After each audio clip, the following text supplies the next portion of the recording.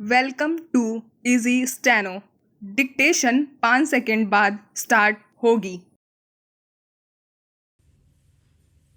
Start. महोदय, दूसरे शब्दों में आर्थिक, व्यापारिक, निवेश और तकनीकी कारणों से द्वितीय महायुद्ध के बाद और शीत युद्ध के दौरान एशिया के देशों में पुनः धुंधलापन पैदा हुआ। लेकिन यह बात सही नहीं है कि एशिया की संस्कृति और सभ्यता को पश्चिम के प्रभाव और आधुनिकतम तरीकों ने नष्ट कर दिया।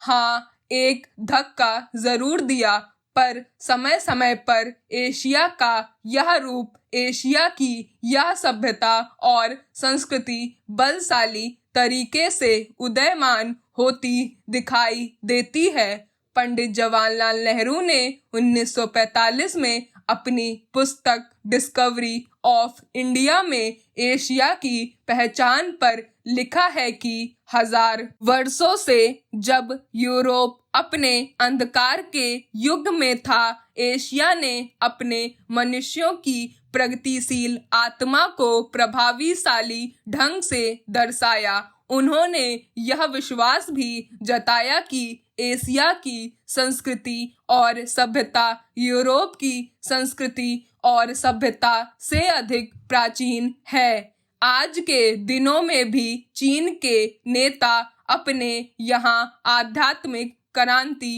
की बात करते दिखाई देते हैं और अपने आर्थिक विकास को भी प्रतिबिंबित करते हैं। मलेशिया के प्रधानमंत्री भी बड़े गर्व के साथ मलेशिया के रास्ते की बात करते हैं और आधुनिकता और पारंपरिक संस्कृति के मिश्रण से मलेशिया का विकास करना चाहते हैं। भारत के प्रधानमंत्री भी मध्य मार्ग की बात करते हैं, जिसको वे भारत का पारंपरिक विचार कहा करते हैं। वियतनाम ने यशस्वी नेता भी साम्यवादी विचारधारा को पारंपरिक सहिष्णुता के अनुसार ढालना चाहते थे।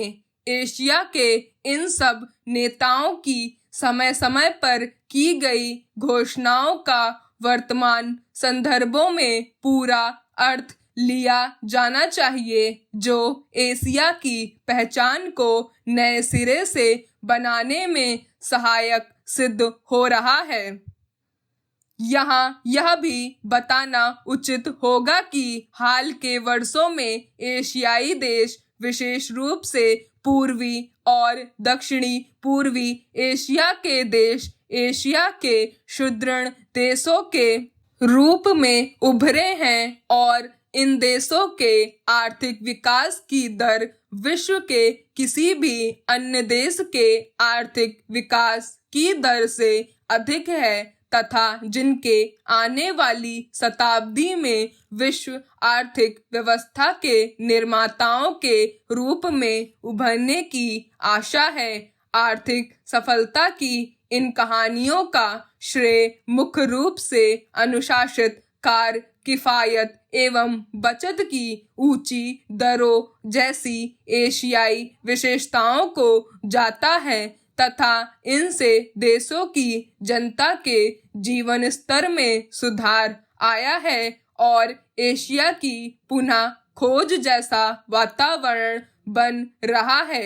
एशिया के देशों में अब आपसी भाईचारे की भावना उभर रही है और इससे ये देश परस्पर निर्भर हो रहे हैं तथा शीत युद्ध के प्रभाव से मुक्त होते जा रहे हैं। हमारी सरकार ने अपने एशियाई पड़ोसियों के साथ बेहतर संबंध बनाने में पहल करके इस बदलते रुख के प्रति सकारात्मक रवैया अपनाया है। इन सब प्रश्नों का जवाब आज उपलब्ध नहीं है, लेकिन सैन्य इन प्रश्नों में ही इसके उत्तर मिलेंगे। एशिया अपने इन प्रश्नों के उत्तर में एक नए एशिया को जन्म देगा और अपनी एक नई पहचान बनाएगा।